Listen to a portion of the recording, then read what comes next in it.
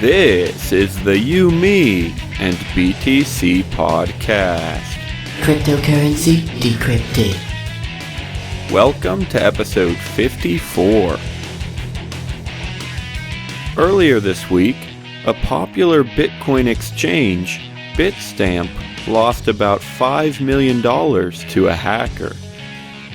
Today, we'll be chatting about that event. Fortunately, the administrators claim that their customers' deposits will be honored in full, but we'll discuss the possibility that this is false. We'll also try to decide how we should treat the stolen money on the blockchain. Stay tuned for all that and tons more. Your hosts are Tim Baker and myself, Daniel Brown. Here we go.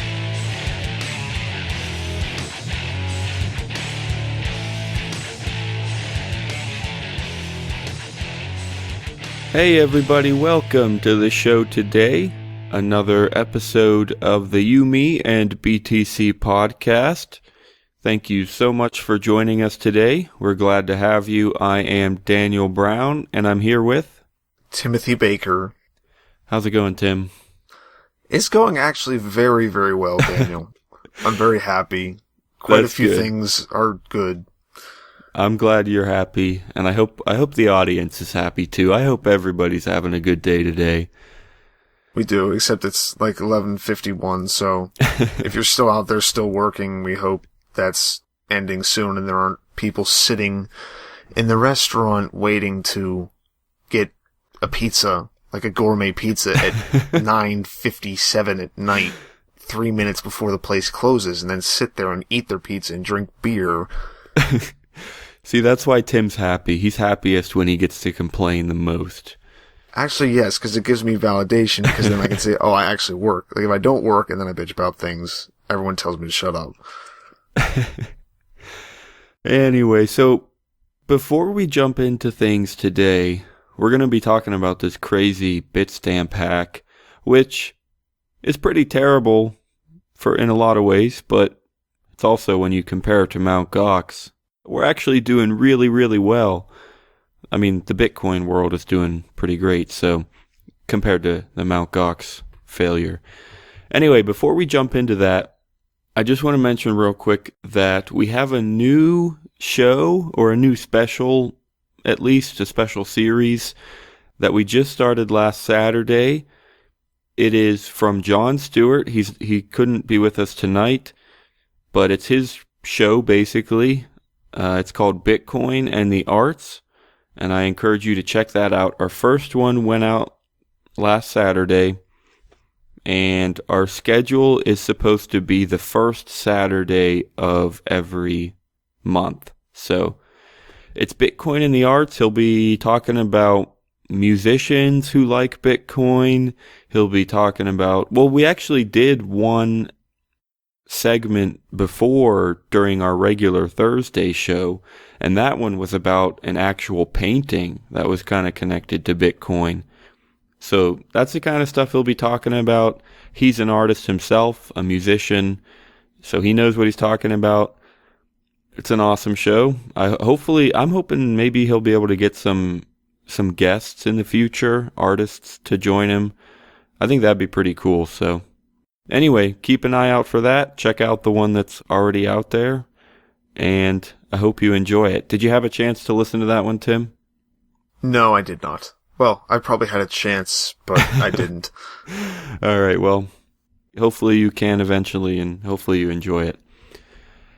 Anyway, so we're ready to jump into Bitstamp. Yeah. So the simplest way to say this, if you don't know already, I'm guessing you probably would if you are involved in the Bitcoin world, but if you don't know, Bitstamp got hacked and they lost $5 million worth of Bitcoins. I think it was they said less than 19,000 Bitcoins. It was almost 19,000. So that's pretty crazy. That's a little rough for Bitstamp. They're losing out pretty big. I mean, $5 million, that's a pretty crazy loss. I wouldn't want to lose that if I had it. No, that would not be a good day. I have an article here from CoinDesk, and I will read some details just so you know what's going on and what's happening. But there's also just, I don't know, we just want to express our opinions quite a bit too, because like I said, this is a really interesting story because we can compare it to Mt. Gox, and it's really crazy.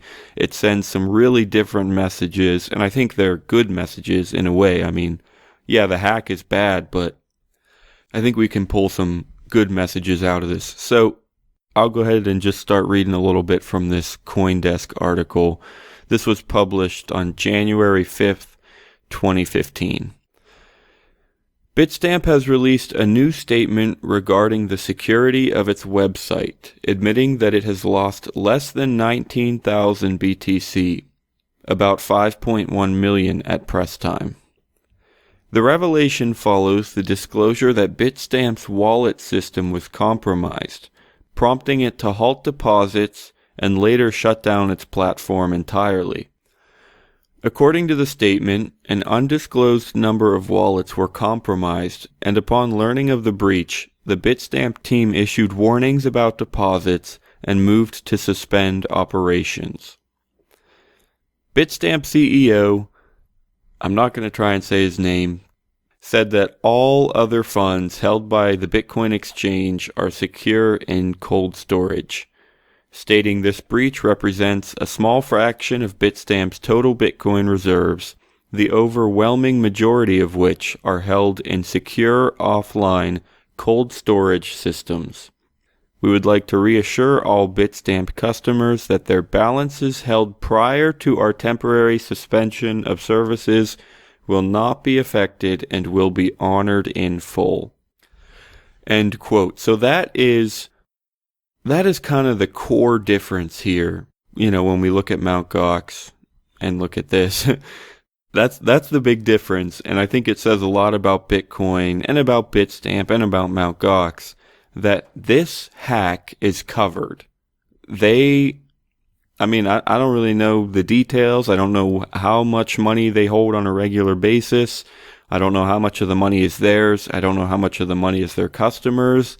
But according to them, I guess they could be lying to us, but according to them, they are able to cover all their deposits still. Basically, they're able to take the $5 million loss themselves, and they're not putting that loss on the customers, which is basically what happened with Mt. Gox. I mean, maybe you could argue that they'll get some of that back through bankruptcy trials or whatever, but that happened. They went bankrupt. Bitstamp, I don't know, I guess they just seem a little bit more responsible. So I think that's a good thing. I don't know, Tim, do you believe them? Do you think there's any chance that they're lying to us? I mean, I was about to say there's not really any reason for them to, but there's absolutely a reason for them to. But I don't like a company like Bitstamp. I believe that it's just a small amount, and that they have backup reserves for if something is stolen. Because you think about it, no bank has to do that. Oh, I know. No bank has to set aside, to start up the business, part of the money to say, if we get stolen from, or if something happens, it's our fault, we'll pay back with this. Yeah. I'd never thought about it before, but I think that these sites would have like a backup of Bitcoin. Yeah, see, well, I don't know if it was technically a backup. It was probably just their own money, the funds they were using to run their business. I don't know if they technically had like backup funds, but you make a really good point about the banks not having to do that. Traditional fiat currency banks. This is something that I actually just wrote about, just today. Today's Tuesday, January 6th, if anybody cares. And that is another huge point, because our banks, I guess there might be some out there somewhere that don't use fractional reserve, but that's super rare. And maybe you could even argue that the dollar itself is fractionally reserved. So my point there is that our banks right now, they use fractional reserve. They don't even pretend to have all your money. We know it's fractional reserve. Everybody knows that's what a bank is supposed to do. They're supposed to take one person's money and loan it out to somebody else. So that's how banks work. And if a bank took a $5 million hit, I honestly don't think anybody would really even notice. I mean, how could they? It's like nothing would even happen. All of a sudden the bank holds a smaller fraction. Well, they were only holding a fraction anyway, so what difference does it make? Do you understand what I'm saying, Tim? Does that make sense that a bank, I mean, yeah, they would be like, oh crap, we lost money, but nobody would really get hurt because they would just say that everybody had the same amount of money in their bank accounts. And I mean, that might not be how it works, but that I'd never really thought about it before. That would make sense that it was like that, because I can't think of any other way it would be. Because everything's already electronic anyway. Yeah, exactly. And yeah, that's a good point. I'm not an expert on banks. I never worked at a bank. I don't really know everything about them. So I'm not saying this is hard, cold truth, but that's just kind of my impression. And I do know that they're fractionally reserved. That I do know. So that everybody knows. If anybody who thinks about it and knows how that works, I guess I'm sure there are people out there who don't know those kind of details, and they think that the bank actually just keeps their money under their mattress and protects it for them. But another thing that you mentioned, I think you said that $5 million seems like a pretty small amount for a business like this, right? Yeah. Yeah, and I probably agree. I'm not trying to disagree. It's just weird. Intuitively, as a not rich person, I hate saying that I'm not rich because nobody ever says that they're rich, but you're pretty rich.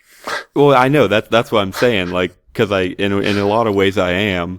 So that's why I hate saying that I'm not rich. But I guess what I should say is I've never come close to having anywhere near $5 million.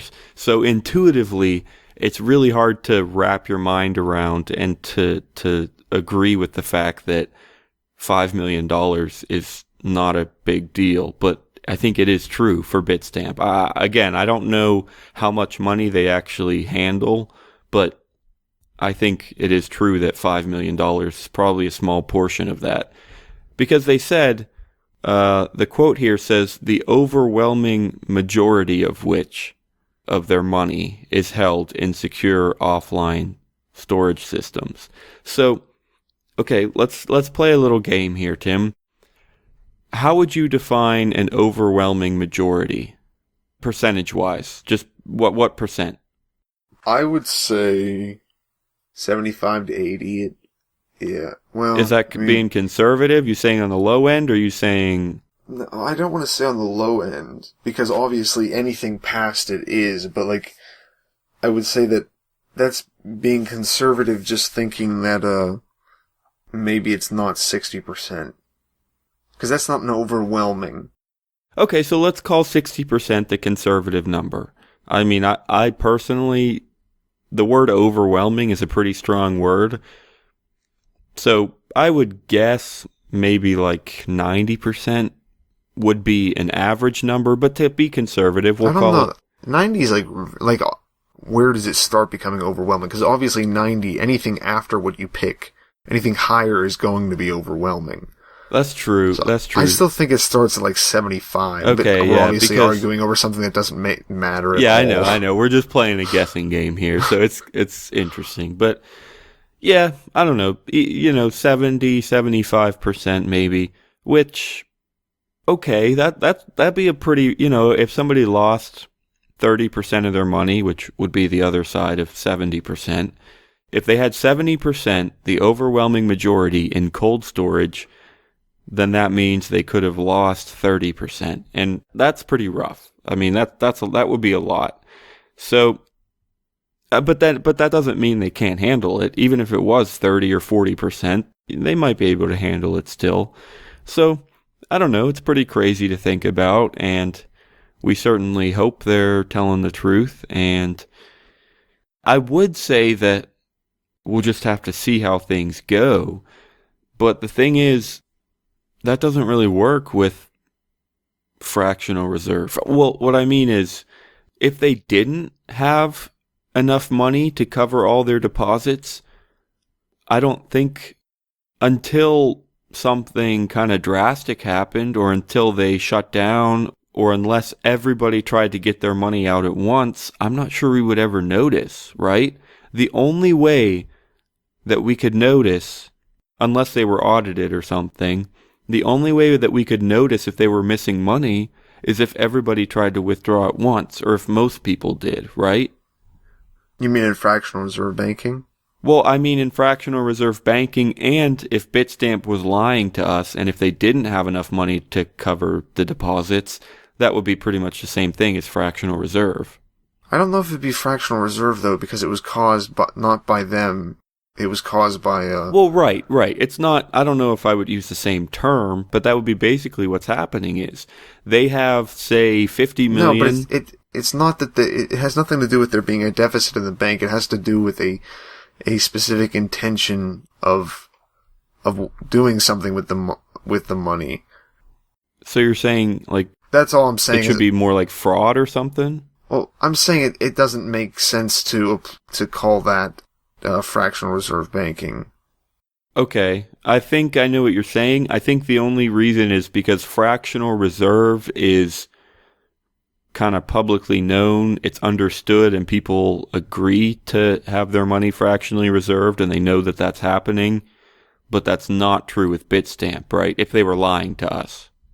Is that what you're saying? No. Yeah, well, no, but Bitstamp didn't do anything with the money. Bitstamp had it stolen.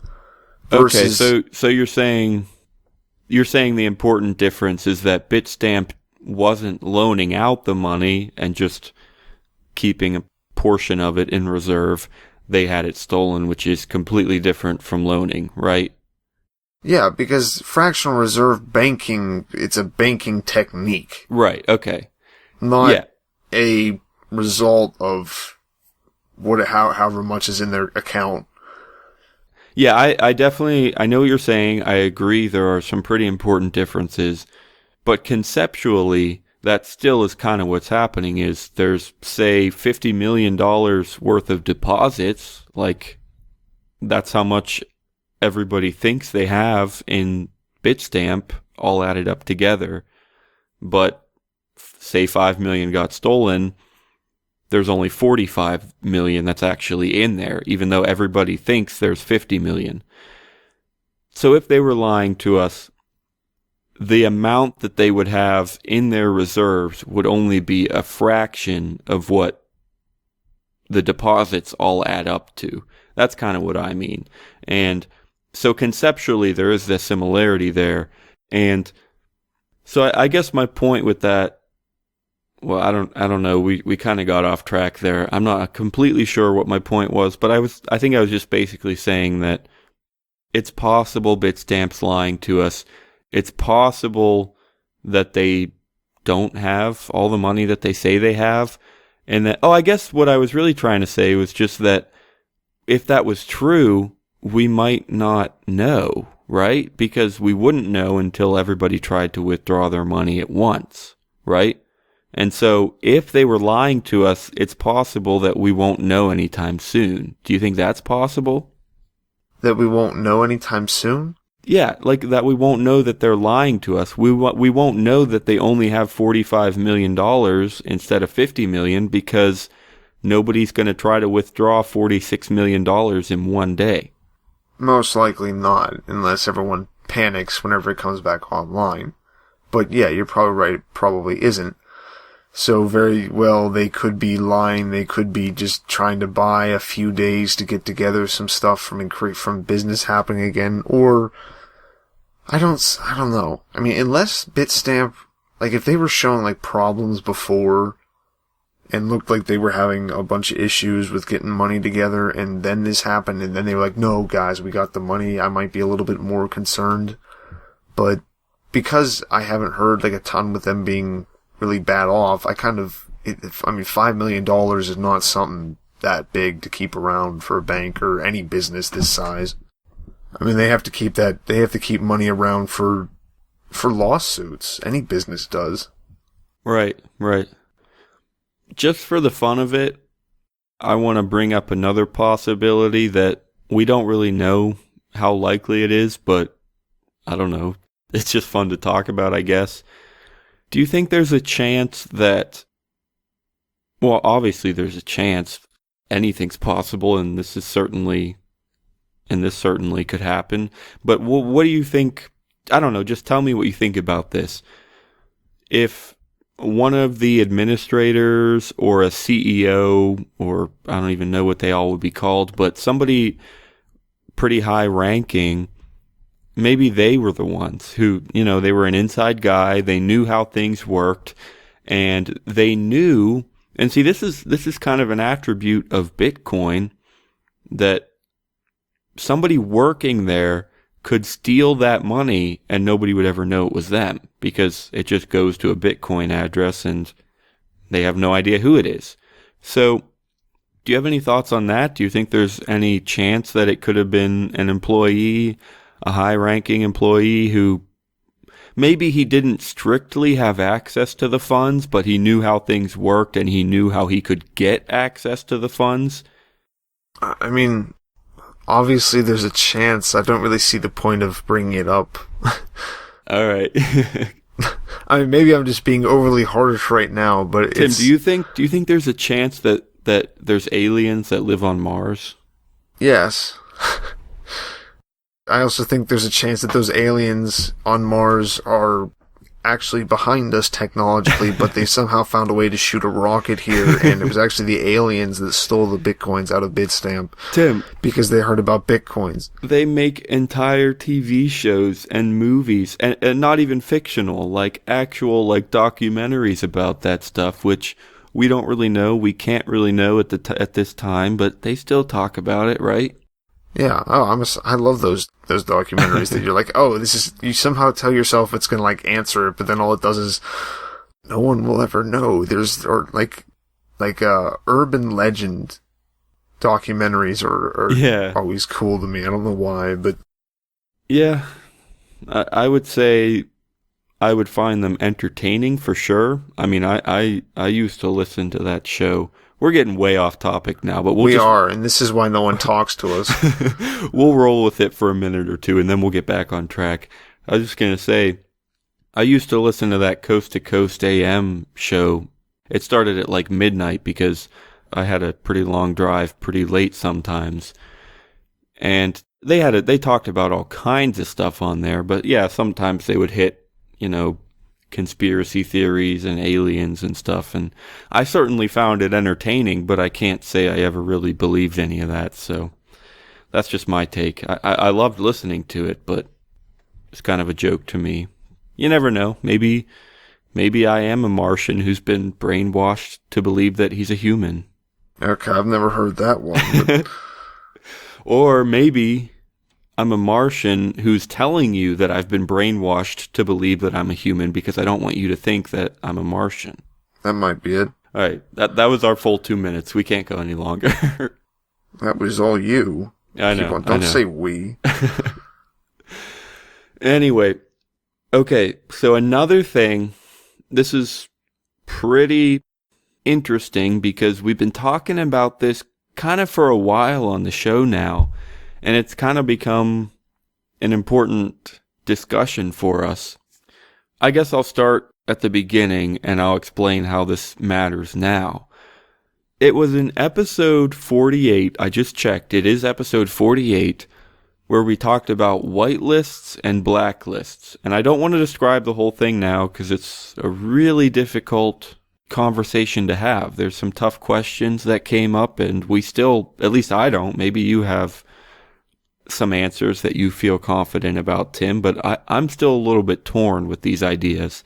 But anyway, we were kind of talking about if there's an address that was doing bad things, or if the money sitting at that address was stolen, what do you do with that money? Is it right to refuse that money if somebody tries to send it to you? And as you've probably guessed by now, the reason that matters here is because we can all see the money that was stolen from Bitstamp. There's a transaction or an address right there. Everybody knows where it is. Everybody knows that it's the money that was stolen. And it's even labeled on blockchain.info. They have a label right there that says Bitstamp hack. And my question is, what do you do with that money? Is it right to refuse some of that money if somebody tries to send it to you? Tim, let's say you were selling something online and somebody tried to send you money from that address. Would you accept it? I probably wouldn't even notice. I mean, that's true. Like, if you don't, yeah, I know what you're saying. That's actually a good point. I mean, it could easily go unnoticed because right now there are no automatic measures in place. Right now, yes, you could get money from an address like that and never even know it. But it is feasible that in the future they will have automatic measures that will check addresses and send you an alert if it came from a bad place and stuff like that. So, but that's a good point to make, though. But let's say you did know, Tim. This is going back to this thing. It's not a moral issue, how the money gets to you. At least I don't think it is. Like, is it right to refuse the person? No, it's not right, but you can. It's probably a good idea.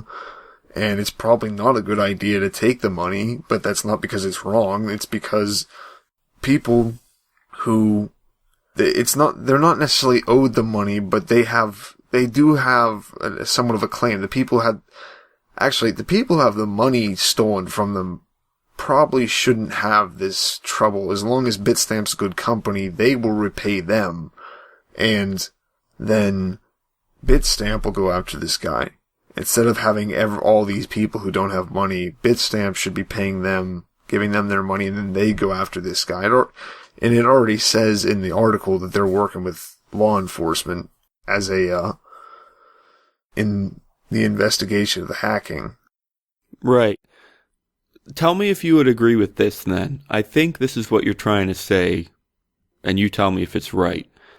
It's not necessarily right or wrong to accept or refuse that money.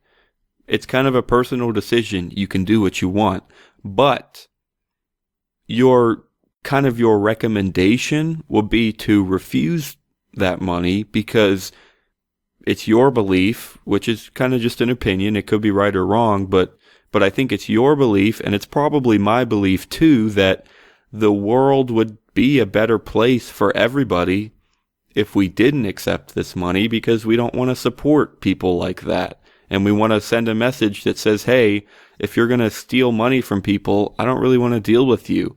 So it's not necessarily right or wrong. You just think it's probably better for our world. It'll hurt the bad guys, maybe. And I don't know. Do you think you would agree with that? Yeah. I don't think of it as much as, hey, we're not going to take that money, because like every single person in the world is going to be against that person taking the money except that person.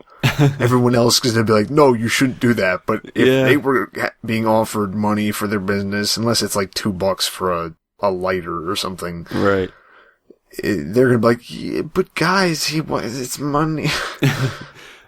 And all these people who are like, no, you can't do that, and all this stuff. It's, again, like I said before, it's not a good idea for him to take it, but I would not fault someone at all for doing it. Right.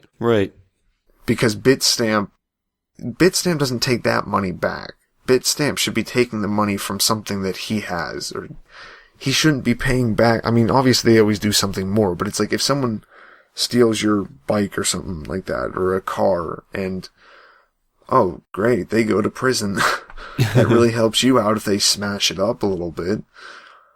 So it shouldn't be that the victim should not be being paid back just by taking the money away from the guy or by punishing him. He should be paying that back and then also something with that guy. Although you could also, I don't know how that works.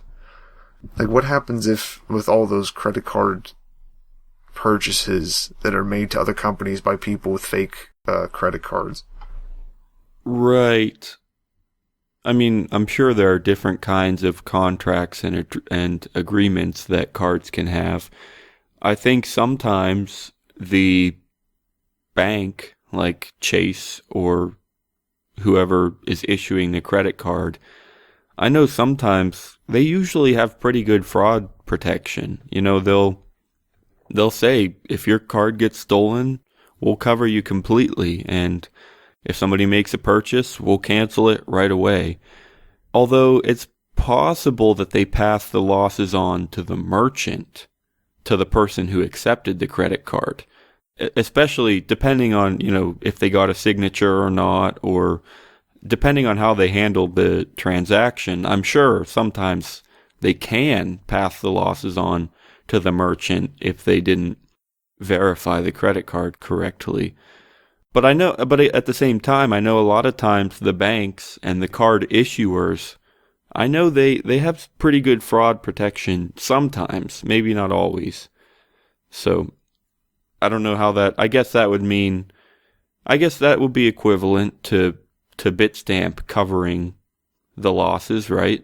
Although, no, that's not entirely true, though, because in this case, Bitstamp was at fault.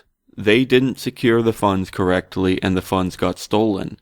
In a credit card situation, it's not the bank that's at fault, it's the card holder. They're the ones who, well, not always, but a lot of times, they're the ones who gave their information to somebody that's not trustworthy, or they got their credit card physically stolen, and things like that. So that's an interesting difference. I don't know what it necessarily means, but that's interesting, I think. But I guess that does, though, make it all the more clear that Bitstamp is definitely the one who should be taking the loss here. Because if a bank is able to cover a stupid cardholder, if they're able to have really good fraud protection, even when it's not even their fault, even when it's the cardholder who did something stupid, if a bank can do that, then certainly Bitstamp should be responsible when they get hacked. I don't even know why I'm saying that. It's obviously Bitstamp is responsible. That's clear. So, yeah. And they've handled it really well. I mean, again, as long as they're not lying to us, I think they've handled this extremely well. They've covered the losses right away. They shut down services. They're doing everything they can to prevent further losses. And I think that that's a good sign, I think, for them. And I'm not going to outright say that Bitstamp is trustworthy because I don't really have any experience there. I don't know really the people that work there. And like I said, there's always the chance that they're lying to us. But I don't know. In general, and based on what I do know, the little that I do know, they seem pretty good, I guess. For what it's worth. I just want to, for anyone from Bitstamp listening, apologize for Daniel's continued insistence that you are lying to us and then trying to say that he actually does trust you, but he keeps, I believe he has said, but if Bitstamp is lying to us about 15 times in this podcast, I, for one, Bitstamp, do not think of you as paranoid wise, if that's a word, as Daniel does. And I will definitely take sponsorship for this podcast, and I will continue making these commercials for you, and you just start giving me money.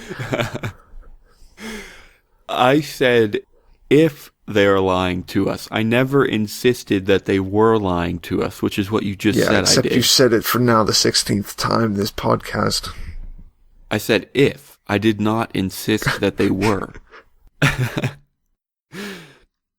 So I guess I will just finish up this article here. There's not much more to say. There's a header here that says the site is still offline, and that is true as of this recording, which is around midnight between Tuesday, January 6th and Wednesday, January 7th. They are still offline. You'll be hearing this in 24 to 48 hours maybe. Hopefully they'll be recovering soon, but I'll read a little bit more here. The statement suggests that Bitstamp may remain offline during infrastructure changes. Calling the shutdown a disruption, the CEO said a process to shift data to more secure server space is underway. No indication was given as to when the exchange will actually open its doors to withdrawals or trades. We are working to transfer a secure backup of the Bitstamp site onto a new safe environment, and we'll be bringing this online in the coming days. So, yep, hopefully pretty soon, maybe by the time you're listening to this, they'll be up and running again. I'm not entirely sure if they mean they're physically moving to somewhere else, or if they're just moving, I don't know, changing the way their servers work.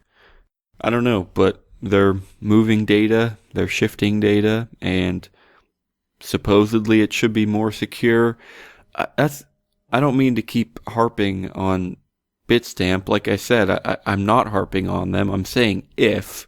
These are hypothetical ideas, but it's weird to say that they're moving to a more secure place. Like, why would they not be as secure as they possibly could in the first place? Right? I mean, how do you move a $5 million somewhere more secure? I mean, shouldn't it be as secure as possible in the first place? Yeah. I mean, I guess maybe they're just hiring more experts and redesigning their multi-sig security pattern. I don't know. I guess, yeah, there have to be ways that you can make things more secure. So, actually, this is kind of a different point, but another thing I want to hit real quick before we wrap up is just that, and this is some pretty good news, the exchange rate has actually held up extremely well through this. Again, compared to Mt. Gox, I think when Mt. Gox went down, we fell pretty far, pretty fast. I don't know the exact numbers, but is that what you remember, Tim? I think so, yeah. I guess it's a little hard to know because it was such a long process. Like, one day the Mt. Gox website went down, but everything was going to be okay. And then, I don't know, over probably a week or two, they just had random announcements and people didn't know what was going on.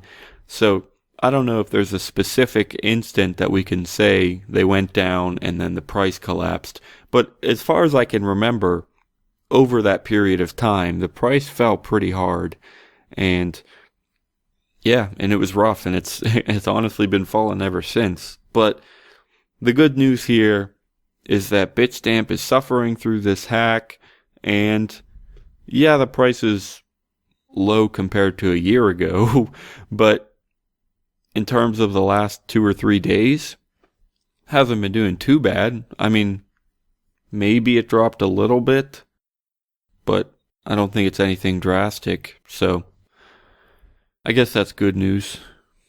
Yeah. I don't know. I guess this is just more of a reason, remember, everybody, to diversify where you have your Bitcoin, keep it in separate places, keep some yourself, put some in different wallets. Yeah, actually that's a really... Don't put all your eggs in one basket. Yeah, I think that's a really important point to make as we close, that yeah, everybody trusted Mt. Gox, and they fell apart. Not everybody, but a lot of people did, with a lot of money. And even services that look absolutely flawless can bite you. I mean, you're letting Bitstamp control your money. You don't hold any of the keys to those Bitcoins. You completely forfeit them to Bitstamp, and you're completely trusting Bitstamp. There's not even any kind of insurance like the FDIC or anything. It's not there. You're completely trusting Bitstamp, which is okay if you trust them, but yeah, just be careful. Spread out the risk, and yeah, be careful. I don't know what else to say, so sweet.